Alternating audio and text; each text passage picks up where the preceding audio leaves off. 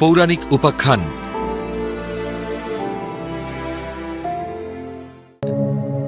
শ্রীকৃষ্ণের বিশ্বরূপ দর্শন তত্ত্ব কি? এই বিশ্বরূপ কে কে দেখেছিলেন?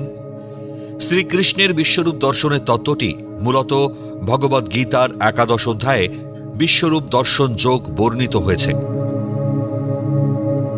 কুরুক্ষেত্রের রণভূমিতে যখন অর্জুন বিষাদগ্রস্ত হয়ে কর্তব্য বিমূঢ় হয়ে পড়েন, যুদ্ধের ময়দানে আত্মীয় স্বজনকে বধ করার পাপ ও শোকে অর্জুন যখন দিশেহারা, তখন অর্জুনের সংশয় দূর করতে এবং তার ভক্তি সুদৃঢ় করতে শ্রীকৃষ্ণ তার এই মহাজাগতিক ও ঐশ্বরিক রূপ প্রদর্শন করান।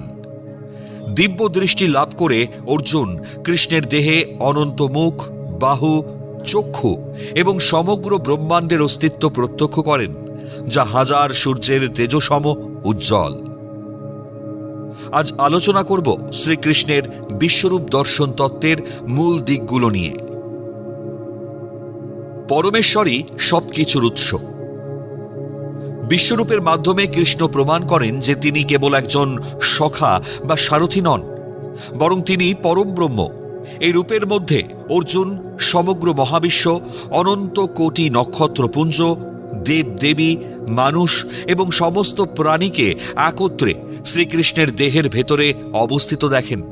এটি ভগবানের সর্বব্যাপকতা এবং সর্বশক্তিমান রূপকে তুলে ধরে।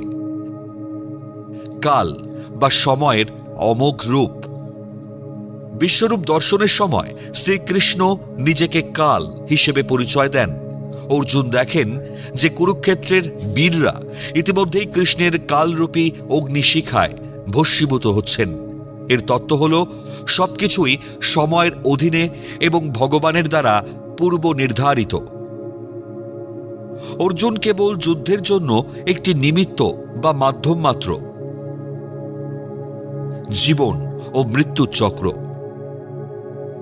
এই রূপটি একদিকে যেমন সৃজনশীল, অন্যদিকে তেমনই ধ্বংসাত্মক। অর্জুন সেখানে সৃষ্টির দেবতা ব্রহ্মাকে যেমন দেখেন, তেমনি ভয়ঙ্কর সংহারক রূপও দর্শন করেন। এটি বুঝিয়ে দেয় যে জন্ম ও মৃত্যু উভয়ই পরমাত্মার অংশ এবং প্রকৃতির অবিচ্ছেদ্য অংশ। ভক্তি ও দিব্য দৃষ্টির গুরুত্ব।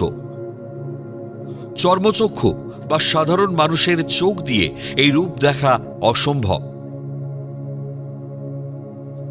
শ্রীকৃষ্ণ অর্জুনকে দিব্য চক্ষু বা আধ্যাত্মিক দৃষ্টি দান করেছিলেন এই রূপ দর্শনের জন্য। এর তত্ত্বগত অর্থ হল কেবল গভীর ভক্তি এবং ভগবানের কৃপা থাকলেই তার প্রকৃত স্বরূপ অনুধাবন করা সম্ভব। অহংকার বিমোচন ও আত্মসমর্পণ। কৃষ্ণের বিশালতা দেখে অর্জুনের মোহ দূর হয় এবং তিনি বুঝতে পারেন যে তার নিজের ক্ষমতা আসলে তুচ্ছ।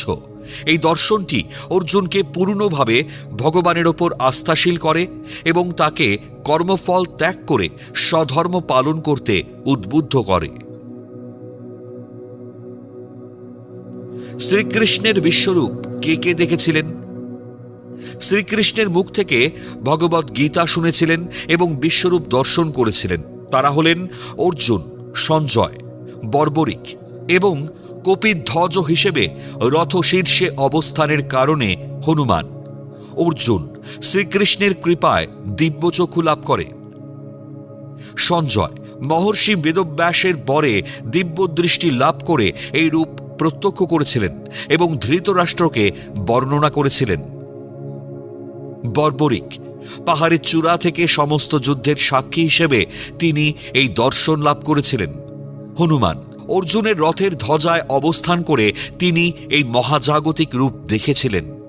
এখানে উল্লেখ্য যে শৈশবে গোপাল মাটি খাওয়ায় মা যশোদা হাঁ করতে বললে গোপালের মুখগহ্বরে তিনি বিশ্বরূপ দর্শন করেছিলেন।